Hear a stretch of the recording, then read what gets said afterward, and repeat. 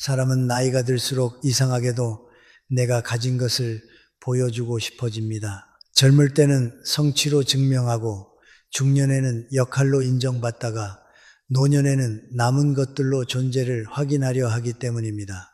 그런데 바로 그 지점에서 많은 관계가 조용히 금이 갑니다.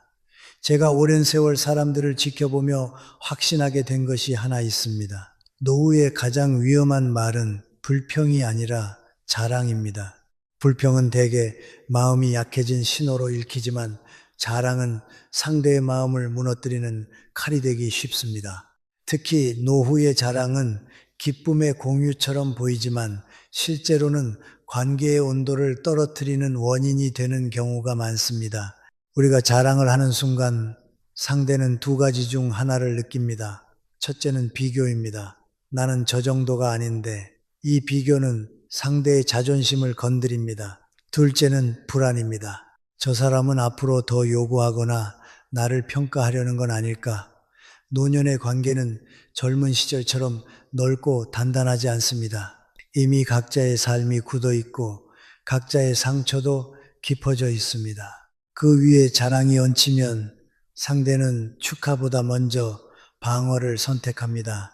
그리고 방어는 늘 거리두기로 이어집니다. 연락이 줄고 대화가 얕아지고 결국 마음이 다칩니다. 자랑은 그렇게 조용히 사람을 잃게 만듭니다. 무엇을 자랑하느냐는 더 중요합니다. 노후에 특히 조심해야 할 자랑이 있습니다. 첫째가 재산입니다. 돈은 원래 사람의 마음을 시험합니다. 젊을 때는 열심히 벌었구나 하고 넘어갈 수 있지만 나이가 들면 이야기가 달라집니다. 노년의 돈 이야기는 곧바로 의심과 기대를 불러옵니다. 누군가는 속으로 저 정도면 도와줄 수 있겠네 하고 생각하고 또 누군가는 저 사람은 나를 깔보는구나 라고 해석합니다. 사람은 자기 처지에 따라 같은 말을 다르게 듣습니다. 그래서 재산 자랑은 결국 관계의 규칙을 바꿉니다. 이전엔 편하게 마시던 커피 한 잔도 그 순간부터 계산이 됩니다. 저 사람은 늘 내게 뭐가 부족하다는 걸 말하고 싶은가? 이런 마음이 생기기 시작하면 관계는 더 이상 따뜻한 곳이 아니라 경쟁의 장이 됩니다. 둘째가 자녀의 성취입니다. 자녀는 사랑의 결실이기도 하지만 다른 사람에게는 가장 예민한 비교 대상이 됩니다. 자녀 문제로 밤잠을 설친 부모가 얼마나 많습니까? 그런데 누군가가 우리 애는 어디에 합격했다, 연봉이 얼마다, 집을 샀다라고 말하면 듣는 사람의 마음에는 축하와 함께 깊은 한숨이 섞입니다. 왜 우리 집은 이렇지라는 생각이 올라오는 순간 그 자랑은 상대에게 위로가 아니라 상처가 됩니다. 자녀의 성취를 말하는 사람은 사실을 말한다고 믿지만 듣는 사람에게는 평가처럼 들립니다. 그리고 노년에 남는 관계는 대체로 서로를 평가하지 않는 관계입니다. 평가의 냄새가 나는 순간 사람은 떠납니다. 아주 천천히 그러나 확실하게요. 셋째가 건강 자랑입니다. 나는 어디도 아픈 데가 없다, 약 하나도 안 먹는다, 이런 말이 왜 문제가 되느냐? 건강은 노력도 있지만 운도 큽니다. 건강으로 마음이 약해진 사람은 그 말을 경고로 듣습니다. 너는 약해서 그렇다라는 뉘앙스를 읽어버립니다. 게다가 노년의 건강은 하루아침에 바뀝니다. 오늘 멀쩡하던 사람이 내일 입원하는 일도 있습니다. 그러니 건강을 자랑하는 순간 당신은 상대에게 상처를 주는 동시에 스스로에게도 위험한 말을 던지는 셈입니다. 건강은 자랑할수록 불안해지고 침묵할수록 단단해집니다. 그렇다면 우리는 왜 자랑을 멈추지 못할까요? 결국 인정받고 싶기 때문입니다. 나이가 들면 사회가 주는 칭찬이 줄어듭니다. 직책도 내려놓고 일의 중심에서도 물러납니다. 그러면 사람은 자기도 모르게 내가 아직 괜찮다는 증거를 찾습니다. 그래서 자랑을 합니다. 문제는 그 인정이 타인에게서 올수록 관계는 더 불안정해진다는 사실입니다. 노후의 안정은 내가 나를 인정하는 힘에서 나오지 남의 박수에서 나오지 않습니다. 박수는 순간이지만 자존은 오래 갑니다. 노년을 편안하게 사는 사람들은 공통점이 있습니다. 그들은 말로 자신을 증명하지 않습니다. 대신 태도로 자신을 보여줍니다. 조용히 약속을 지키고 작은 예의를 끝까지 지키고 남의 사정을 헤아리는 그 한 가지로 신뢰를 쌓습니다. 그 신뢰가 노년의 품격입니다. 저는 여기서 침묵이라는 말을 꼭 드리고 싶습니다. 침묵은 말이 없다는 뜻이 아닙니다. 불필요한 말을 덜어내고 꼭 필요한 말만 남기는 기술입니다. 특히 노후에는 말이 많을수록 실수가 늘어납니다. 자랑이든 조언이든 평가든 말은 상대의 마음을 건드립니다. 반면 침묵은 상대에게 공간을 줍니다. 그 공간에서 관계는 숨을 쉽니다. 사람은 누군가와 있을 때 편안해야 다시 만나고 싶어집니다. 그런데 누군가를 만날 때마다 비교와 열등감이 생기면 그 만남은 곧 피로가 됩니다. 노년의 관계에서 가장 중요한 기준은 피로하지 않음입니다. 그리고 피로하지 않게 만드는 가장 강력한 방법이 말의 욕심을 줄이는 것입니다. 그럼에도 어떤 분들은 이렇게 말합니다. 좋은 일 있으면 말할 수도 있지 않습니까? 물론입니다. 기쁨을 나누는 것은 인간의 자연스러운 정입니다. 하지만 노후의 기쁨은 사실을 나열하는 방식이 아니라 감사를 표현하는 방식으로 나눌 때 관계가 건강해집니다. 우리 아이가 잘됐다라고 말하기보다 요즘 마음이 참 고맙습니다. 덕분입니다. 라고 말하는 겁니다. 내가 돈이 있다가 아니라 요즘은 크게 욕심이 없어져서 마음이 편합니다. 라고 말하는 겁니다. 나는 건강하다가 아니라 오늘도 무사히 하루를 보냈다는 게 참 감사하네요. 라고 말하는 겁니다. 같은 현실을 말해도 방식에 따라 상대가 받는 감정은 전혀 달라집니다. 자랑은 상대의 마음을 밀어내지만 감사는 상대의 마음을 끌어당깁니다. 노후에는 관계가 줄어드는 것이 자연입니다. 문제는 줄어드는 방식입니다. 상처 주고 끊어지는 관계는 늙을수록 더 큰 공허를 남깁니다. 반면 조용히 서로의 마음을 보호하며 남는 관계는 적어도 깊습니다. 그 깊은 관계를 지키는 첫 번째 원칙이 바로 이것입니다. 내가 가진 것을 말로 증명하지 않는다. 말로 증명하려는 순간 관계는 증명의 대상이 되고 맙니다. 관계는 증명이 아니라 쉼이어야 합니다. 늙을수록 사람에게 필요한 것은 새로운 사람보다 마음 놓을 수 있는 한 사람입니다. 그 한 사람을 잃지 않으려면 혀를 감추고 입을 닫는 지혜가 필요합니다. 오늘부터 한 가지 연습을 해보시면 좋겠습니다. 누군가에게 무언가를 말하고 싶어질 때 그 말이 상대에게 힘이 되는 말인지 아니면 내가 인정받고 싶은 말인지 스스로에게 물어보는 겁니다. 인정받고 싶은 말이라면 잠시 멈추는 것이 좋습니다. 인정은 말로 얻는 것이 아니라 시간이 주는 선물입니다. 시간이 주는 인정은 조용하지만 깊습니다. 그리고 그 깊이가 노년의 품격을 만듭니다. 노후로 갈수록 우리는 말이 줄어듭니다. 체력이 줄어서가 아니라 말을 많이 할수록 관계가 무너지는 장면을 너무 많이 보았기 때문입니다. 그런데도 어떤 분들은 여전히 나는 솔직한 사람이라서요 라는 말로 자신을 포장합니다. 솔직함은 미덕이지만 노후의 솔직함은 때로 칼날이 됩니다. 특히 자랑은 그렇습니다. 자랑은 타인을 찌르려는 의도가 없는데도 듣는 사람의 마음을 먼저 찌릅니다. 그리고 그 상처는 오래 갑니다. 젊을 때는 속으로 삼키고 넘어가던 사람도 나이가 들면 더 이상 참지 않습니다. 받아줄 여유가 줄기 때문입니다. 그래서 노후의 자랑은 관계를 끊는 가장 빠른 지름길이 됩니다. 김영석 교수로서 제가 삶에서 자주 확인하는 한 가지가 있습니다. 사람은 자신이 가진 것을 자랑할 때 사실은 불안을 자랑합니다. 재산을 자랑하는 분은 재산이 줄까 두렵고, 자녀의 성취를 자랑하는 분은 그 성취가 흔들릴까 두렵고, 건강을 자랑하는 분은 병이 찾아올까 두렵습니다. 자랑은 안정의 표현이 아니라 불안의 흔들림입니다. 그래서 자랑하는 말은 화려해 보이지만 그 말의 뿌리는 떨림입니다. 문제는 듣는 사람도 그 떨림을 감지한다는 데 있습니다. 저 사람은 왜 저렇게 말할까? 라는 질문이 생기고 그 질문은 곧바로 거리감으로 바뀝니다. 노후에 절대 자랑하면 안 되는 것. 결국 한 문장으로 요약하면 이것입니다. 남과 비교되는 영역입니다. 비교가 들어가는 순간 자랑은 관계의 온도를 낮춥니다. 첫째, 돈입니다.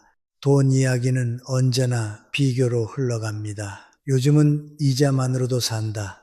집값이 올라서 그냥 두면 된다. 부동산은 결국 이긴다 같은 말은 말하는 사람에게는 경험담이지만 듣는 사람에게는 평가입니다. 나는 그러지 못한다는 마음을 만들고 그 마음은 은근한 열등감과 분노를 키웁니다.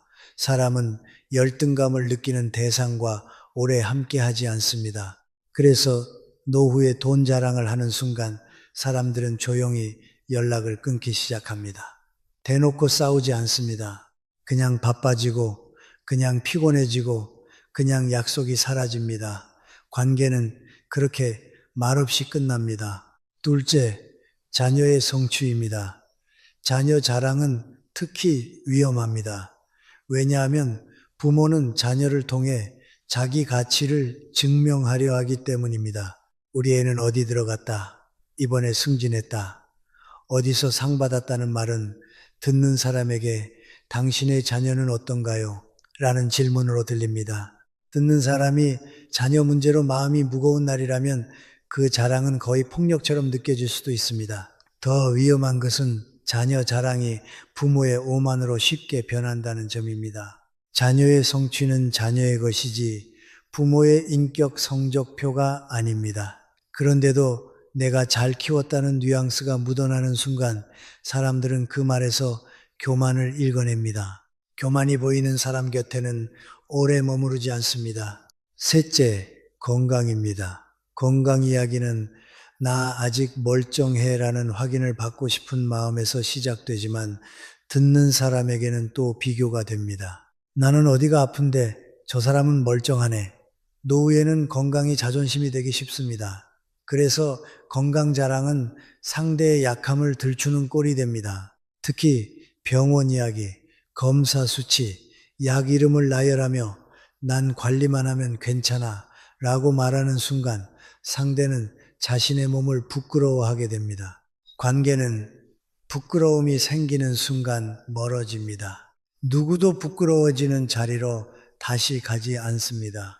그렇다면 노후에는 무엇을 말해야 할까요?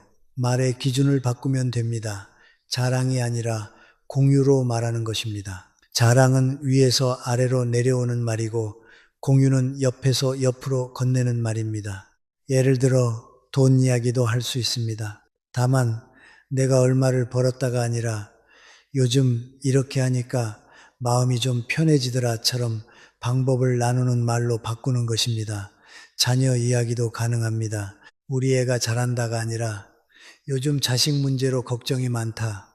나도 아직 배우는 중이다라고 말하는 것입니다. 건강도 난 건강하다가 아니라 몸이 예전 같지 않더라.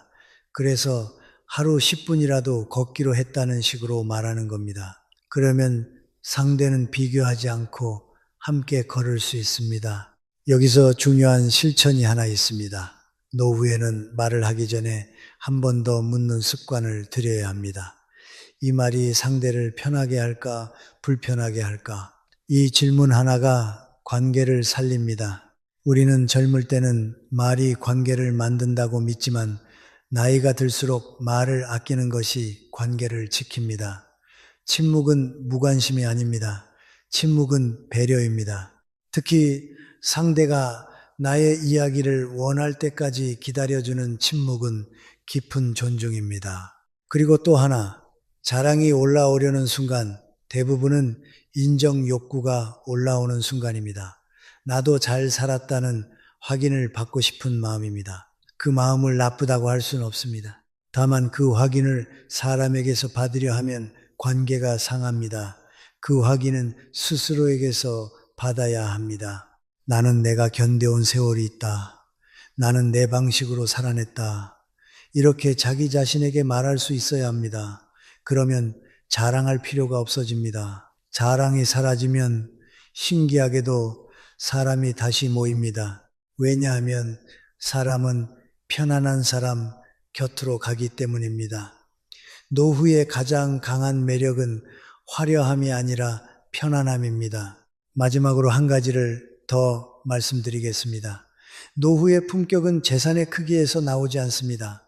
말의 무게에서 나옵니다. 말이 가벼우면 관계도 가벼워지고 말이 무거우면 관계도 깊어집니다. 무겁다는 것은 과장하거나 떠벌린다는 뜻이 아닙니다. 꼭 필요한 말만 한다는 뜻입니다. 당신이 한마디를 아낄 때 상대는 당신을 더 믿습니다. 당신이 자랑을 멈출 때 사람들은 당신을 더 찾습니다. 그리고 당신이 침묵 속에서 미소로 상대를 받아줄 때 그때 비로소 노후의 인간관계는 평온해집니다. 그러니 오늘부터 단 하나만 지켜보십시오. 말하고 싶은 순간, 특히 내가 얼마나로 시작되는 문장이 입술까지 올라오는 순간 그 문장을 삼키고 이렇게 바꾸어 보십시오. 당신은 요즘 어떠십니까? 그 질문 하나가 당신의 노후를 바꿉니다. 자랑은 관계를 줄이지만 관심은 관계를 늘립니다. 그리고 노후에 필요한 것은 많은 사람의 박수보다 몇 사람의 진심입니다. 노후의 말을 아끼라고 하면 많은 분들이 그럼 아무 말도 하지 말라는 겁니까? 라고 묻습니다. 아닙니다. 말하지 말라는 뜻이 아니라 말의 방향을 바꾸라는 뜻입니다. 자랑은 나를 위로하는 것 같지만 결국은 관계를 소모시키고 내 마음도 더 허전하게 만듭니다. 그래서 저는 노후의 말은 내가 얼마나가 아니라 우리가 어떻게로 흐르도록 훈련해야 한다고 봅니다. 그게 품격입니다. 자랑이 위험한 이유는 단순합니다. 자랑은 상대를 비교의 자리에 세웁니다. 비교의 자리에 선 사람은 편하지 않습니다. 편하지 않으면 다시 만나고 싶지 않습니다. 그래서 자랑은 관계를 끊는 가장 조용한 폭탄이 됩니다. 그런데 이 폭탄은 특별히 세 가지 상황에서 더 크게 터집니다. 첫째, 상대가 힘든 시기일 때. 둘째, 여러 사람이 함께 있는 자리일 때. 셋째, 내가 무심코 조언의 형태로 자랑을 포장할 때입니다.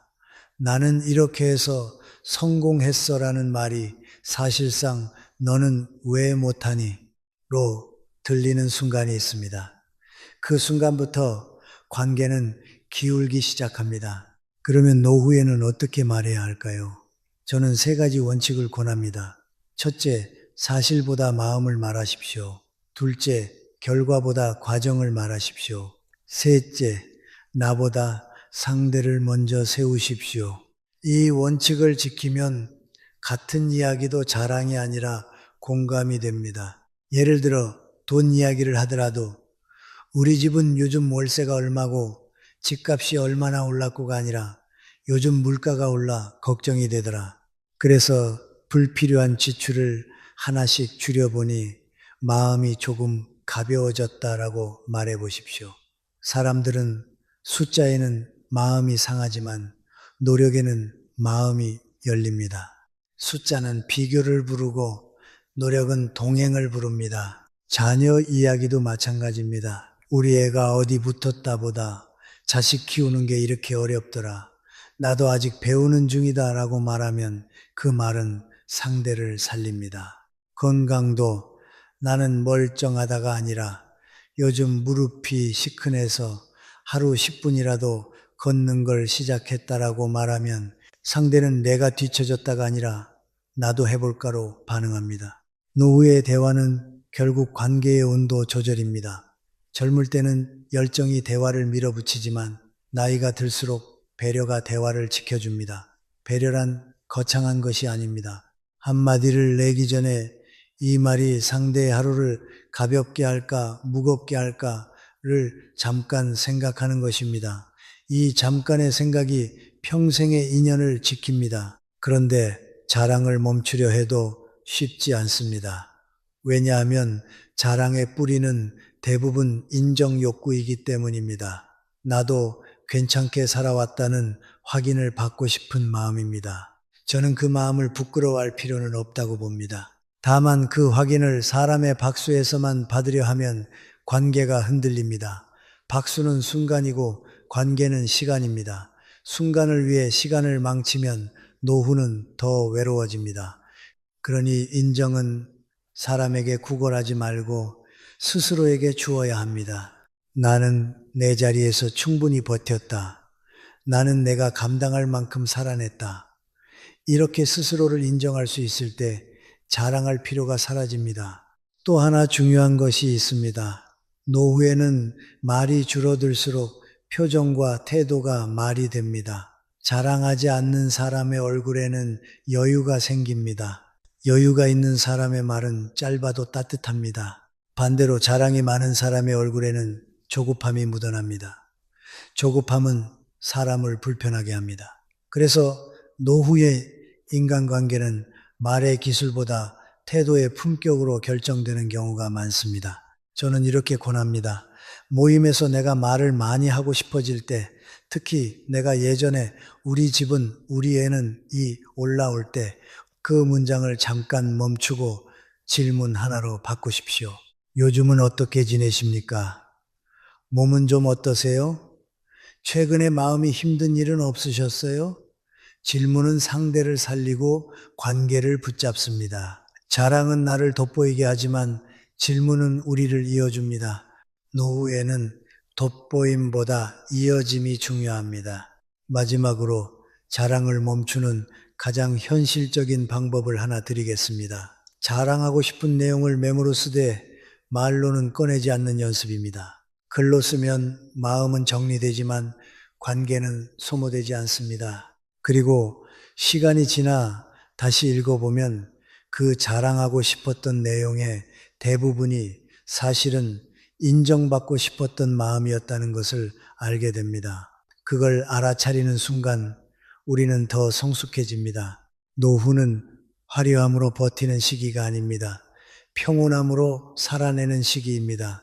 평온함은 큰 재산에서 오지 않고 큰 말에서도 오지 않습니다. 오히려 말이 줄어들 때 평온이 커집니다. 그리고 그 평온을 가진 사람 곁에는 사람이 다시 모입니다. 사람은 결국 편안한 사람에게 돌아가기 때문입니다.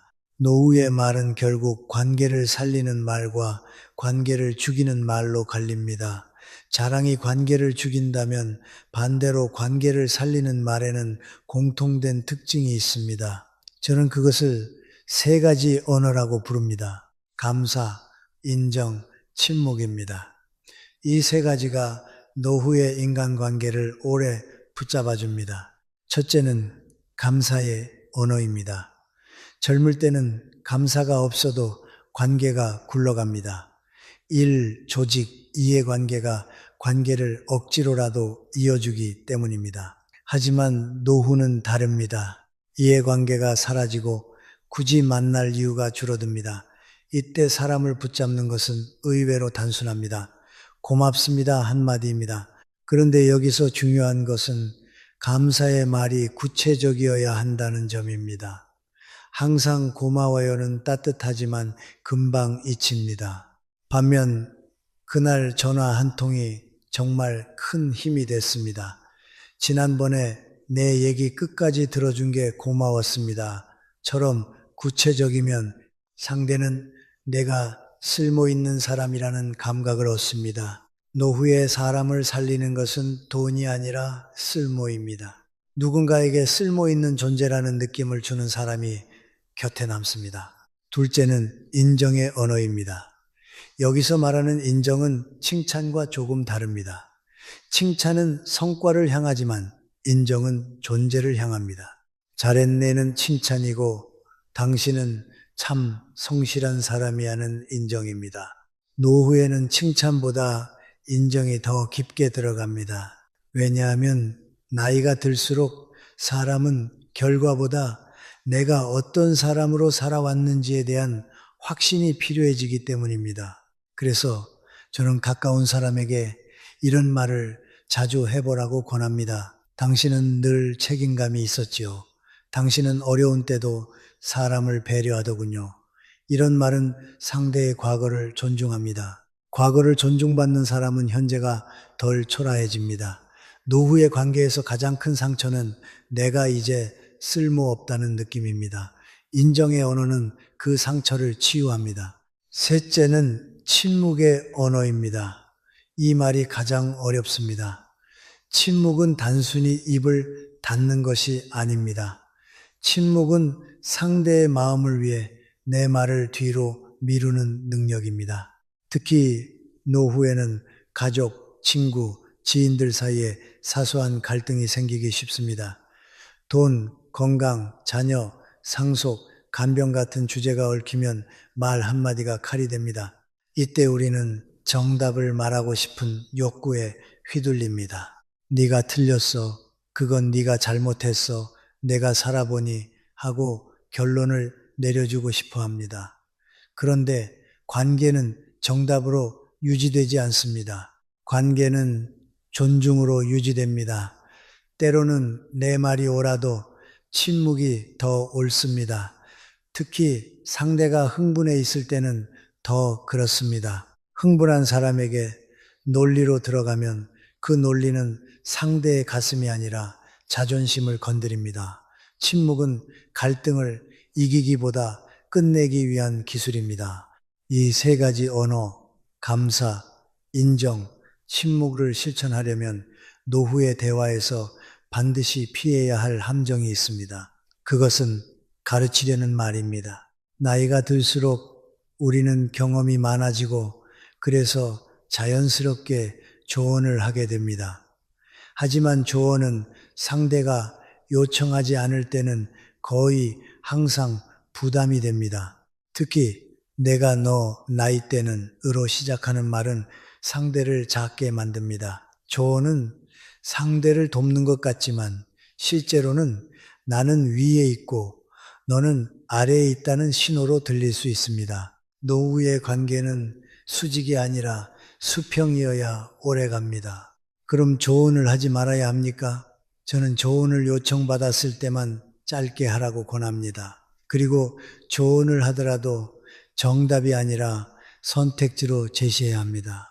예를 들어 그렇게 하면 안 돼가 아니라 이런 방법도 있고 저런 방법도 있더군요. 당신 상황에 맞는 걸 고르시면 좋겠습니다. 라고 말하는 것입니다. 이렇게 말하면은 상대는 존중받는다고 느낍니다. 존중은 관계를 살리고 자존심을 건드리지 않습니다. 또 하나, 노후의 대화에서 조심해야 할 것이 상대의 비밀을 대신 말하는 습관입니다. 그 집 아들은 요즘 저 사람 건강이 이런 말은 재미로 시작하지만 결국 신뢰를 무너뜨립니다. 사람들은 당신이 남의 이야기를 쉽게 하는 것을 보면 언젠가 자기 이야기도 쉽게 할 것이라고 생각합니다. 그래서 노후의 신뢰는 말의 내용보다 말의 습관에서 결정됩니다. 저 사람 얘기는 내가 할 일이 아닙니다라고 선을 긋는 사람이 결국 깊은 관계를 얻습니다. 여기서 제가 아주 현실적인 연습을 하나 드리겠습니다. 모임이나 통화에서 말이 길어지려고 할 때 스스로에게 세 문장 규칙을 적용하는 것입니다.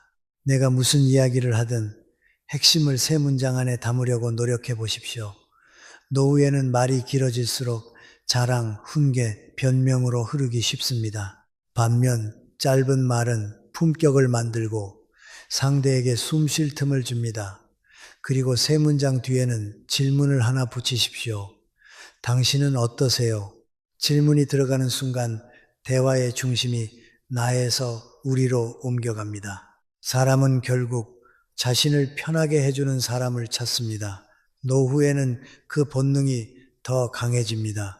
그러니 노후의 말은 내가 얼마나 잘 살았는지를 증명하는 말이 아니라 당신이 여기 있어 다행이라는 마음을 전달하는 말이어야 합니다. 그 마음이 전달되는 순간 관계는 다시 부드러워집니다. 그리고 그 부드러움이 노후의 외로움을 가장 단단하게 막아줍니다. 노후에는 인간관계가 넓어지는 시기가 아니라 정리되는 시기입니다.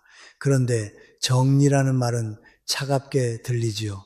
저는 정리를 단절이 아니라 선별이라고 말하고 싶습니다. 무엇을 버리느냐가 아니라 무엇을 지키느냐의 문제입니다. 그리고 이 선별은 마음으로만 되지 않습니다. 결국 말과 행동의 규칙으로 만들어야 합니다. 오늘은 그 규칙을 5가지로 정리해 보겠습니다. 노후의 관계를 지키는 사람들은 의외로 복잡한 기술이 아니라 단순한 원칙을 반복합니다. 첫째, 규칙은 자주 만나지 않아도 괜찮다입니다. 젊을 때는 자주 만나야 가까운 사람이라고 믿습니다. 하지만 노후에는 건강, 거리, 가족 일정이 모두 변수가 됩니다. 이때 만남의 빈도에 집착하면 관계가 부담이 됩니다. 부담이 되면 사람은 도망갑니다. 오히려 오래가는 관계는 자주 못 만나도 괜찮습니다. 생각날 때 연락하겠습니다. 라는 여백이 있는 관계입니다. 관계는 가까울수록 더 자주 만나야 한다고 착각하지만 실제로는 가까울수록 서로의 삶을 존중할 수 있는 거리가 필요합니다. 특히 노후에는 그 거리가 관계의 숨구멍이 됩니다. 둘째 규칙은 상대의 변화에 놀라지 않는다입니다. 노후에는 사람이 바뀝니다. 성격이 바뀌는 것이 아니라 환경이 바뀌어서 드러나는 모습이 달라집니다. 경제적 형편이 달라지고 자녀 문제로 지치고 건강이 흔들리면 사람이 예민해질 수 있습니다. 그때 우리는 저 사람 왜 저래? 라고 판단합니다. 그런데 판단하는 순간 관계는 멀어집니다. 오래가는 관계는 그럴 수 있지요라고 받아들이는 힘이 있습니다. 받아들인다는 것은 참는다가 아닙니다. 상대의 상황을 이해하되 내가 휘둘리지 않는 것입니다. 이해와 휘둘림은 다릅니다. 우리는 이해하되 내 삶의 중심을 잃지 않아야 합니다. 셋째 규칙은 돈과 부탁에는 기준을 정한다입니다. 노후의 관계가 가장 쉽게 깨지는 지점이 돈입니다. 돈을 빌려주고 못 받거나 모임 회비, 선물, 경조사비에서 감정이 쌓입니다. 그래서 저는 관계를 지키려면 돈 앞에서 정이 아니라 규칙이 필요하다고 봅니다. 예를 들어 돈은 원칙적으로 빌려주지 않습니다. 라고 마음속에 정해 두십시오. 혹은 내가 감당할 수 있는 선까지만 돕습니다. 라고 기준을 세우십시오. 기준이 없으면 상대가 나빠서가 아니라 상황이 사람을 몰아세워 갈등이 생깁니다. 기준이 있으면 거절이 쉬워지고 거절이 쉬우면 마음이 덜 상합니다. 중요한 것은 거절의 말투입니다. 안 됩니다가 아니라 미안하지만 제 사정상 어렵습니다 라고 말하는 것입니다. 상대를 평가하지 말고 내 사정을 말해야 관계가 덜 상합니다. 넷째 규칙은 말로 해결하려 하지 말고 감정부터 낮춘다입니다. 노후에는 작은 오해가 커집니다. 왜냐하면 에너지가 줄어들기 때문입니다. 젊을 때는 바쁘니까 넘어가던 말을 노후에는 오래 곱씹습니다. 그래서 갈등이 생기면 우리는 설명하고 설득하려 듭니다. 하지만 설명은 종종 불을 키웁니다. 감정이 높을 때 말은 칼이 되기 때문입니다. 저는 이런 순간에 먼저 해야 할 것이 있다고 봅니다. 시간을 두는 것입니다. 하루든 이틀이든 감정을 낮춘 다음에 이야기해야 합니다. 그리고 그때도 사실을 따지기보다 느낌을 말해야 합니다. 당신이 틀렸어요가 아니라 그 말이 제게는 좀 서운하게 들렸습니다. 라고 말하는 것입니다. 사실을 따지면 끝이 없습니다. 느낌을 말하면 관계는 다시 연결될 여지가 생깁니다.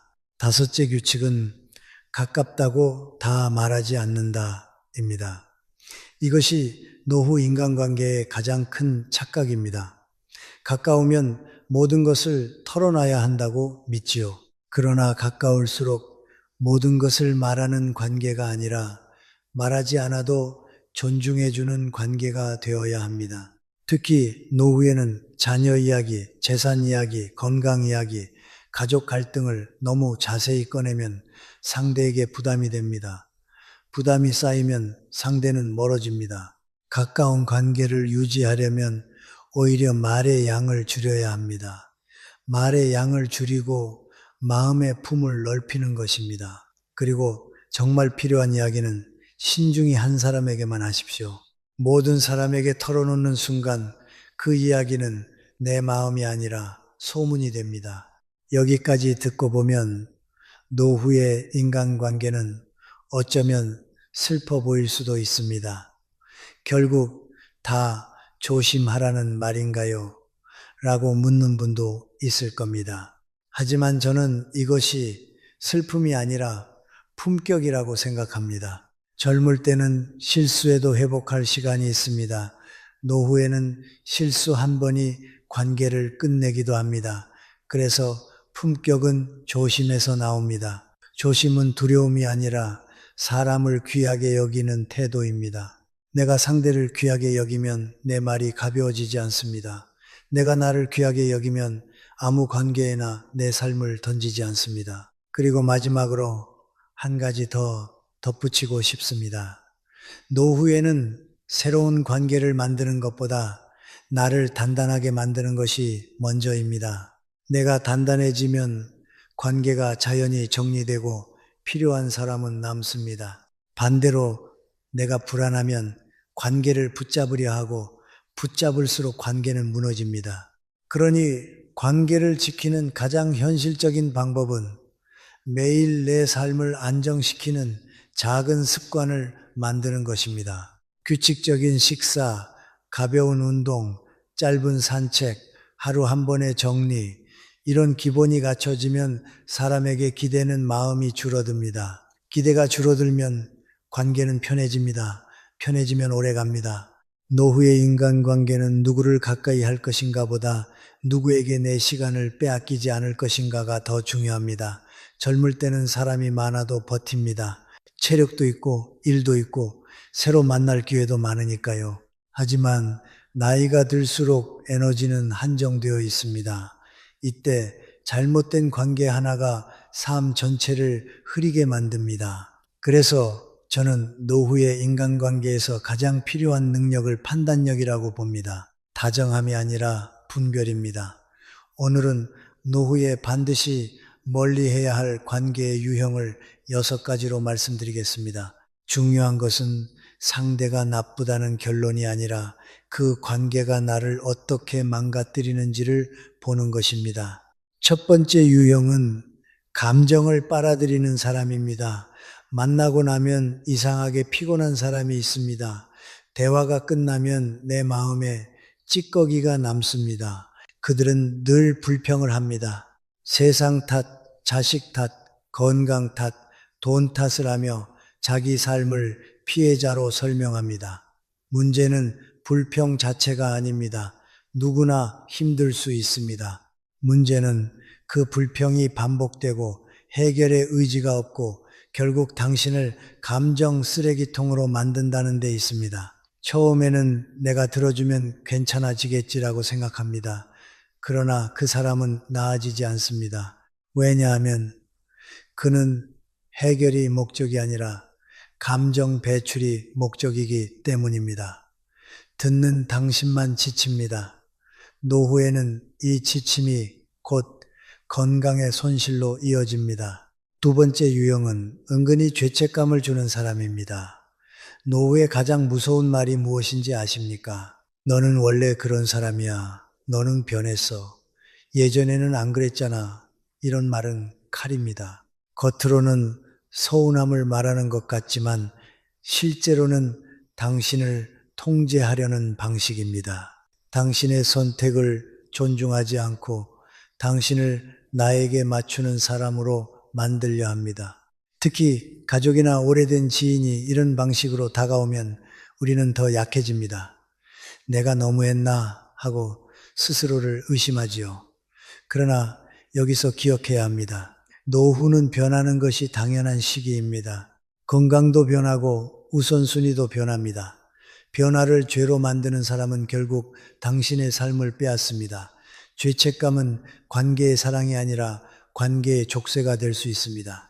세 번째 유형은 말로 당신의 자존심을 깎는 사람입니다.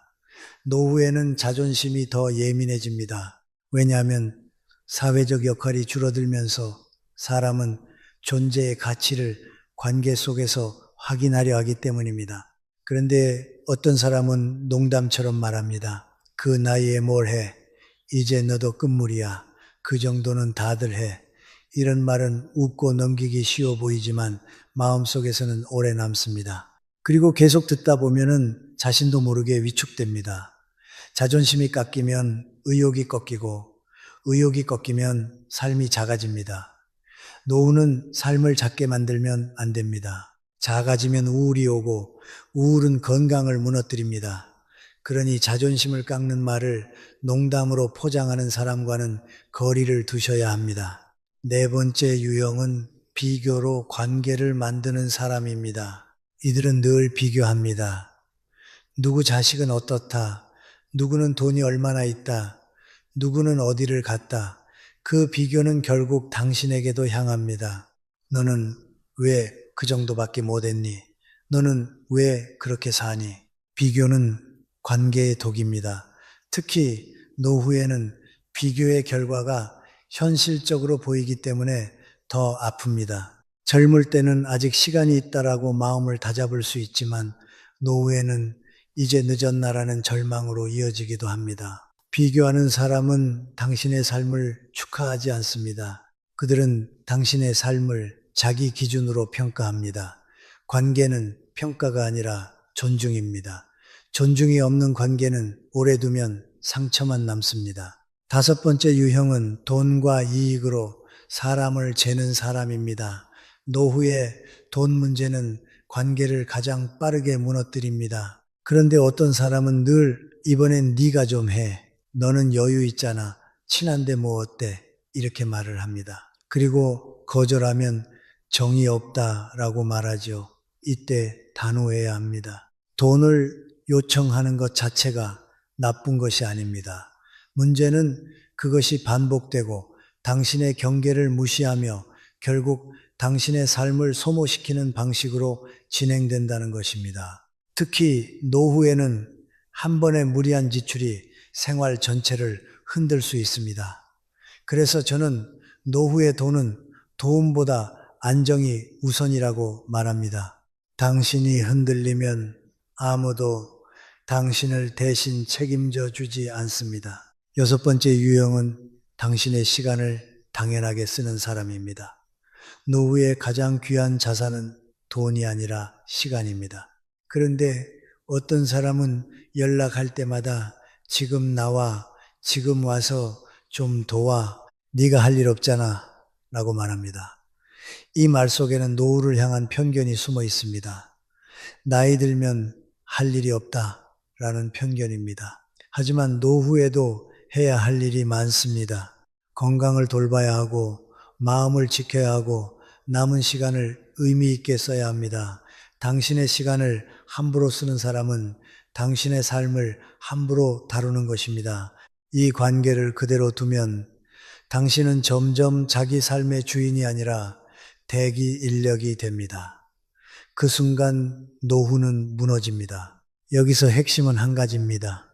이런 유형의 사람들을 멀리 한다고 해서 당신이 차가운 사람이 되는 것이 아닙니다.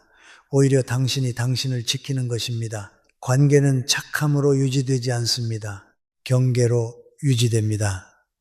경계가 없으면 착함은 이용당하고 이용당한 착함은 결국 분노로 바뀝니다.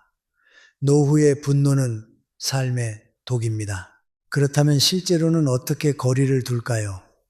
저는 노후의 거리 두기는 크게 세 단계로 하라고 권합니다. 첫째, 연락 빈도를 줄입니다. 둘째, 만나도 시간을 짧게 잡습니다. 셋째, 핵심 주제, 돈, 가족 갈등, 험담, 비교를 피하고 대화의 방향을 바꿉니다. 그럼에도 계속 침범에 들어오면 그때는 말로 기준을 알려야 합니다. 미안하지만 그 이야기는 하고 싶지 않습니다. 그 부탁은 어렵습니다. 오늘은 이만 들어가겠습니다. 이 말은 공격이 아니라 경계입니다. 경계는 관계를 깨기 위해서가 아니라 관계를 건강하게 만들기 위해 존재합니다. 마지막으로 노후에 반드시 기억해야 할 문장이 있습니다.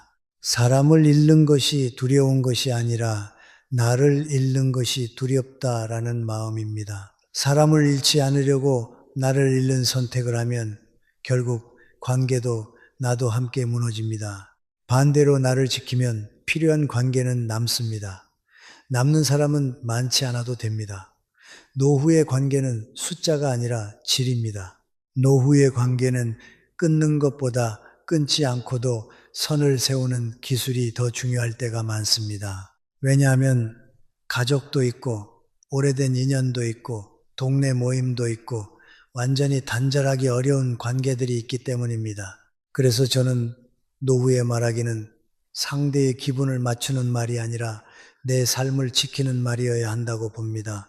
오늘은 부드럽지만 단단하게 상대를 자극하지 않으면서도 내 경계를 지키는 말하기 기술을 7가지로 정리해 드리겠습니다. 이 7가지를 몸에 익히면 관계를 망치지 않고도 당신의 평온을 지킬 수 있습니다. 첫째, 즉답을 피하는 완충 문장을 먼저 꺼내십시오. 노후에 가장 손해보는 순간은 순간의 압박에 밀려 그래, 알았어 라고 말해버릴 때입니다. 그 한마디가 약속이 되고 책임이 되고 부담이 됩니다. 그래서 부탁을 받거나 민감한 말을 들었을 때는 바로 판단하지 말고 완충을 두어야 합니다. 예를 들어 이렇게 말합니다. 지금은 바로 답하기가 어렵습니다. 조금 생각해보고 말씀드리겠습니다. 제 일정과 상황을 확인하고 연락드리겠습니다. 좋은 뜻인 건 알겠지만 제가 정리해서 말씀드릴게요. 이 문장의 힘은 무엇이냐? 상대가 당신을 밀어붙일 틈을 줄이고 당신이 결정권을 다시 가져오는 데 있습니다. 노후에 말하기는 즉시 반응이 아니라 천천히 선택입니다. 둘째, 설명하지 말고 기준만 말하십시오. 많은 분들이 거절을 하면서 장황하게 설명합니다. 요즘 허리가 아파서 자식 일이 있어서 돈이 좀 부족해서 그런데 설명이 길어지면 상대는 그 설명을 협상의 재료로 씁니다. 허리 아프면 병원 가면 되지. 자식 일이야 네가 좀 도와주면 되잖아. 돈 부족하면 조금만 빌리면 되지. 이렇게 됩니다. 그래서 노후에는 이유보다 기준을 말해야 합니다. 그 부탁은 제 기준에서는 어렵습니다. 저는 돈 거래는 하지 않기로 했습니다. 저는 저녁 약속은 하지 않습니다. 기준은 논쟁을 줄입니다. 설명은 논쟁을 부릅니다. 관계는 토론장이 아닙니다. 특히 노후에는요. 셋째, 부정 대신 대체안을 제시하는 기술을 쓰십시오. 완전히 거절하면 상대가 상처받을 수 있습니다. 그럴 때는 부정 대신 대체안을 내놓습니다. 오늘은 만나기 어렵지만 다음 주에 짧게 차 한 잔은 가능합니다. 제가 직접 도와드리기는 어렵지만 이 방법은 한번 알아보시면 좋겠습니다. 지금은 힘들지만 필요한 정보는 찾아드릴 수 있습니다. 이렇게 하면 상대는 버림받았다는 느낌이 줄고 당신은 선을 지키게 됩니다. 중요한 건 대체안이 당신의 부담이 되지 않는 수준이어야 합니다. 대체안이 또 다른 희생이 되면 결국 악순환입니다. 넷째, 감정 공격에는 내용으로만 대응하십시오. 관계에서 힘든 순간은 상대가 감정적으로 흔들어 놓을 때입니다. 너는 왜 그렇게 차갑냐? 너는 정이 없다. 너는 변했다. 이런 말은 사실 내용이 없습니다. 감정 공격입니다. 여기서 감정으로 맞받아치면 싸움이 됩니다. 그래서 내용만 잡고 답해야 합니다. 차가운 게 아니라 저는 제 생활 리듬을 지키는 것입니다. 정이 없어서가 아니라 그 부탁은 제가 할 수 없습니다. 변한 게 아니라 나이가 들면서 기준이 정리된 것입니다. 감정 공격을 감정의 전쟁으로 만들지 말고 사실의 설명으로 낮춰야 합니다. 이것이 노후의 품격입니다. 다섯째, 험담과 비교를 즉시 차단하는 짧은 문장을 준비해 두십시오. 누군가를 만나면 늘 남 이야기를 하거나 비교하는 사람이 있습니다. 그들은 당신을 그 세계로 끌어들입니다. 누구는 자식이 어떻대? 누구는 돈이 많대? 너는 어떻게 생각해? 이때 애매하게 맞장구 치면 당신도 그 장에 끼게 됩니다. 그래서 짧게 차단해야 합니다. 그 이야기는 제가 판단하기 어렵습니다. 저는 남 이야기는 하지 않겠습니다. 각자 사정이 있겠지요. 비교는 의미가 없습니다. 그리고 주제를 바꾸십시오. 노후에는 험담이 곧 스트레스이고 스트레스는 곧 병입니다. 당신은 병을 피해야 합니다. 여섯째, 관계의 주도권을 되찾는 질문을 사용하십시오. 상대가 일방적으로 몰아가거나 당신을 이용하려 할 때는 질문이 효과적입니다. 질문은 흐름을 바꿉니다. 예를 들면 이런 질문입니다. 그 부탁을 제가 해야 하는 이유가 무엇인가요? 제가 하면 어떤 책임이 따라오나요? 그 일이 잘못되면 누가 책임지나요? 이 선택이 저에게 부담이 되지는 않나요?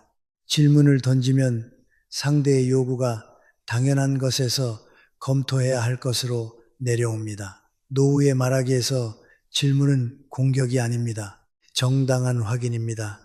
확인을 두려워하는 부탁은 대개 건강하지 않습니다. 일곱째, 관계가 반복해서 선을 넘을 때는 최종 문장 하나를 정해 두십시오.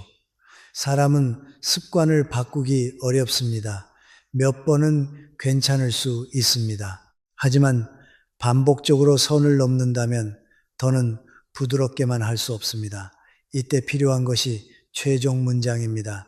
길게 말하지 마십시오. 단호하게, 짧게 같은 문장을 반복하십시오. 예를 들면 이렇습니다. 그 이야기는 더 이상 하지 않겠습니다. 그 부탁은 앞으로도 받지 않겠습니다. 그 방식으로 연락하시면 저는 응답하지 않겠습니다. 중요한 것은 감정이 아니라 규칙을 말하는 것입니다. 그리고 실제로 실행해야 합니다. 말만 하고 계속 받아주면 상대는 당신을 우습게 봅니다. 노후에는 우습게 보이는 순간부터 관계는 당신을 소모시키기 시작합니다. 여기까지가 끊지 않고도 선을 긋는 말하기입니다. 그런데 많은 분들이 이렇게 묻습니다. 교수님, 그렇게 말하면 사람이 떠나지 않겠습니까? 떠날 사람은 떠납니다. 그러나 냉정하게 말씀드리면 떠날 사람은 원래 당신을 사랑해서 있던 사람이 아닙니다. 당신이 제공하던 편의 때문에 있던 사람입니다. 반대로 당신이 선을 그었는데도 남는 사람, 오히려 존중해주는 사람, 그 사람이 진짜 인연입니다. 노후의 인연은 남겨야 할 사람이 따로 있습니다. 모두를 붙잡으려 하면 결국 가장 중요한 당신 자신을 놓칩니다. 그리고 한 가지 더. 말하기 기술은 기술이지만 근본은 태도입니다. 노후의 태도는 이 한 문장으로 정리됩니다. 저는 제 삶을 지키는 사람입니다. 이 태도를 마음에 세우면 말이 흔들리지 않습니다. 반대로 미움받기 싫다는 마음이 앞서면 어떤 기술도 무너집니다. 노후의 평온은 타인이 주는 것이 아니라 내가 지키는 것입니다. 노후의 관계를 정리하는 기준은 아주 단순합니다. 나를 편안하게 하는가, 나를 소모시키는가. 그런데 많은 분들이 이 기준을 알면서도 실행을 못합니다. 이유는 하나입니다. 외로움이 두려워서입니다. 사람은 외로움을 피하려고 관계를 붙잡지만 아이러니하게도 잘못된 관계를 붙잡을수록 마음은 더 외로워집니다. 왜냐하면 그 관계 안에서 당신은 존중받지 못하고 늘 눈치를 보고 늘 설명하고 늘 참아야 하기 때문입니다. 오늘 마지막으로 노후에 반드시 정리해야 할 관계의 기준과 혼자여도 흔들리지 않는 마음의 구조를 말씀드리겠습니다. 여기서부터는 기술이 아니라 삶의 철학입니다. 첫째, 노후에 남겨야 할 사람은 나에게 도움이 되는 사람이 아닙니다. 나를 사람답게 대해주는 사람입니다. 도움은 상황에 따라 달라집니다. 돈이 있을 때는 도움을 받지만 돈이 없을 때는 끊길 수 있습니다. 건강할 때는 곁에 있지만 아플 때는 멀어질 수 있습니다. 그러니 기준을 바꿔야 합니다. 당신을 존중하는 사람, 당신의 시간을 함부로 쓰지 않는 사람, 당신의 사정과 감정을 듣고도 이용하지 않는 사람, 그 사람이 남겨야 할 사람입니다. 반대로 좋은 말은 많이 하는데 결국 내 시간을 빼앗는 사람은 조심해야 합니다. 말이 부드럽다고 마음이 좋은 것은 아닙니다. 노후에는 말이 아니라 반복되는 행동이 진짜입니다. 둘째, 만나고 나면 마음이 무거워지는 사람은 결국 당신의 삶에서 빠져야 합니다. 우리는 종종 착각합니다. 내가 예민한가? 내가 배려가 부족한가? 아닙니다. 사람을 만나고 나서 마음이 편안해지는 것이 정상입니다. 만나고 나면 죄책감이 생기고 분노가 쌓이고 자기 혐오가 올라오고 괜히 집에 와서 가족에게 짜증이 나면 그 관계는 이미 당신을 갉아먹고 있는 겁니다. 노후의 마음은 젊을 때처럼 회복이 빠르지 않습니다. 한 번 상한 마음은 며칠, 몇 주를 끌고 갑니다. 그러니 만남 이후의 내 상태를 기록해 보십시오. 이 기록이 관계 정리의 가장 정확한 기준이 됩니다. 셋째, 노후에 특히 위험한 사람은 가까운 척하면서 죄책감을 주는 사람입니다. 이런 사람이 가장 교묘합니다. 겉으로는 정이 많고 말도 따뜻합니다. 그런데 꼭 이렇게 말합니다. 네가 도와줘야지. 너는 그래도 할 수 있잖아. 우리는 가족인데, 친구인데 그 정도는 해야지. 이 말의 핵심은 무엇입니까? 네가 거절하면 나쁜 사람이 된다는 프레임을 씌우는 겁니다. 노후의 죄책감은 당신의 판단력을 망가뜨립니다. 죄책감에 끌려다니면 당신은 계속 빼앗깁니다. 이때 필요한 태도는 단 하나입니다. 저는 제 기준을 지키겠습니다. 가족이라도 오래된 친구라도 죄책감으로 움직이는 관계는 건강하지 않습니다. 넷째, 반대로 노후에 남겨야 할 사람은 당신의 거절을 받아들이는 사람입니다. 진짜 좋은 사람은 거절해도 관계가 유지됩니다. 왜냐하면 그 사람은 당신을 기능으로 보지 않기 때문입니다. 당신을 한 인간으로 존중하기 때문입니다. 부탁을 거절해도 괜찮아, 네 사정 이해해 라고 말하는 사람. 당신이 선을 그어도 그래, 그게 네 방식이구나 라고 수용하는 사람. 이런 사람은 노후의 보석 같은 인연입니다. 그런데 많은 분들이 반대로 합니다. 거절을 못해서 오히려 좋은 사람에게도 지치고 결국 아무도 남기지 못합니다. 노후의 인간관계는 양이 아니라 질입니다. 100명이 필요하지 않습니다. 2명, 3명만 있어도 됩니다. 진짜로요. 다섯째, 혼자여도 흔들리지 않는 마음은 타고나는 것이 아니라 구조를 만들면 됩니다. 사람들은 혼자 있으면 불안하다고 말합니다. 하지만 불안은 혼자 있음에서 생기는 것이 아니라 혼자 있을 때 내가 나를 어떻게 대하느냐에서 생깁니다.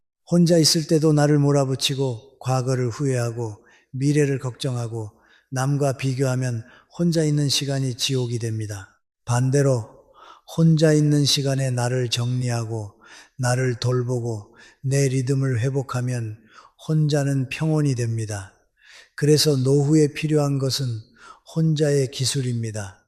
여섯째, 혼자의 기술 첫 번째는 하루의 중심을 하나 세우는 것입니다. 노후는 시간이 많아 보이지만 중심이 없으면 시간은 당신을 흔듭니다. 아침에 눈을 떴는데 오늘 할 일이 없으면 마음이 흔들립니다. 그래서 반드시 중심을 하나 만드십시오. 산책 30분, 스트레칭 15분, 책 10쪽, 물 한 잔, 기도나 명상 5분. 크지 않아도 됩니다. 중요한 건 나는 오늘도 나를 지킨다는 경험입니다. 이 경험이 쌓이면 혼자가 두렵지 않습니다. 혼자여도 흔들리지 않는 사람은 결국 자기와 약속을 지키는 사람입니다. 일곱째, 혼자의 기술. 두 번째는 관계의 빈자리를 소란으로 채우지 않는 것입니다. 외로움이 올라오면 사람들은 급하게 누군가를 찾습니다. 전화, 카톡, 모임. 그런데 그 급함이 당신을 잘못된 관계로 끌고 갑니다. 외로움은 없애는 것이 아니라 다루는 것입니다. 외로움이 올라오면 이렇게 말해 보십시오. 지금 외로운 것은 자연스럽다. 그러나 외로움 때문에 나를 팔지는 않겠다. 이 한 문장이 노후의 품격을 만듭니다. 외로움은 파도처럼 옵니다. 중요한 건 파도를 없애는 게 아니라 파도에 휩쓸리지 않는 법입니다. 여덟째, 혼자의 기술 세 번째는 내가 나에게 해주는 말을 바꾸는 것입니다. 노후의 불행은 대부분 관계에서 시작되지만 결국 마음속에서 완성됩니다. 내가 나에게 나는 이제 쓸모없다, 나는 혼자다, 나는 끝났다 라고 말하면 관계가 어떻든 삶이 무너집니다. 반대로 내가 나에게 나는 아직도 배우고 있다, 나는 내 삶의 주인이다, 나는 오늘도 나를 돌본다 라고 말하면 관계가 조금 부족해도 삶이 버텨집니다. 노후는 결국 자기 대화의 질이 삶의 질을 결정합니다.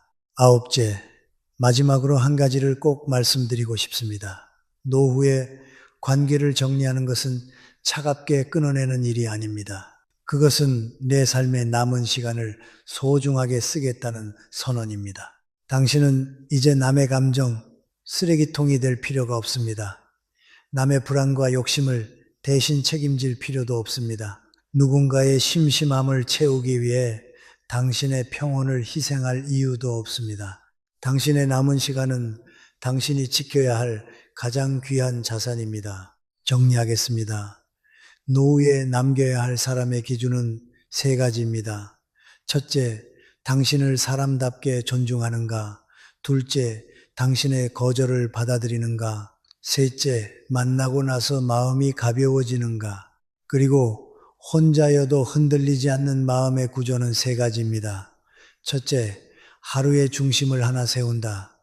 둘째, 외로움을 소란으로 덮지 않는다. 셋째, 나에게 해주는 말을 바꾼다. 이 6가지가 갖춰지면 노후의 삶은 놀랍도록 단단해집니다. 이제 마지막으로 오늘 내용 중 딱 한 가지만 실천해 보십시오. 가장 쉬운 것으로요. 즉답하지 않기. 부탁을 받으면 오늘부터 단 한 번만 이렇게 말해 보십시오. 생각해 보고 말씀드리겠습니다. 그 한 문장이 당신의 노후를 바꾸는 시작이 될 수 있습니다. 당신이 조용해지는 순간 인생은 신기하게도 더 분명해집니다. 노후에는 말을 줄일수록 삶이 넓어집니다.